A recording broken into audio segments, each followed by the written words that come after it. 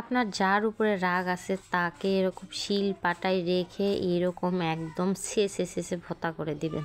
যাই হোক, শিল পাটা দিয়ে শেষার কথা আবার অন্য মাইন্ডে নিয়েন না। আমি আজকে একটা রেসিপি করব, সেটা হচ্ছে কুরবানির মাংস তো কম বেশি খাওয়া হয়, কিন্তু আগের মতো আর সেই ঝুরা মাংসটা এখন খাওয়া হয় না বললেই চলে। আগে অনেকগুলো মাংস একসাথে রান্না করা হতো, খেতে খেতে অবশিষ্ট অংশ ভাজা ভাজা হয়ে যেত, ওটা খেতে অনেক বেশি মজা লাগতো।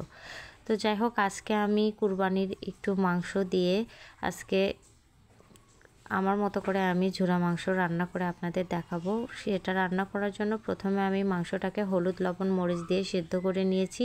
সেদ্ধ করে নেওয়ার পরে সেটাকে আমি শিল পাটায় একটু থেতলা করে নিয়ে একদম ঝুরা ঝুরা করে নিয়েছি। এরপরে আমি একটা প্যানে পরিমাণ মতো তেল এবং 1 কাপ পেঁয়াজ কুচি, সাথে দিয়েছিলাম এলাচ, দারচিনি, তেজপাতা, আর দিলাম হলুদ লবণ মরিচ, আদা রসুন বাটা। এগুলোকে দিয়ে ভালোভাবে মশলাটাকে ভেজে নিব। মশলা ভালোভাবে ভেজে নিলে এর মধ্যে থেকে মশলার গন্ধ চলে যায়। এরপরে আমি ঝুরি করে রাখা সেই মাংসের ঝুরাগুলো আমি দিয়ে দিচ্ছি। এইগুলো দিয়ে এই মশলার সাথে খুব ভালো করে মিশিয়ে নেব।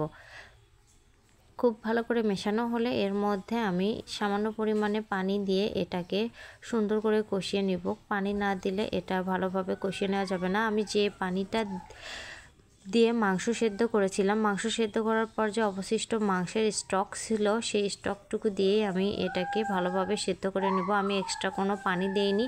এই পানি দিয়ে আমি খুব লো আঁচে এটাকে সেদ্ধ করে নেব।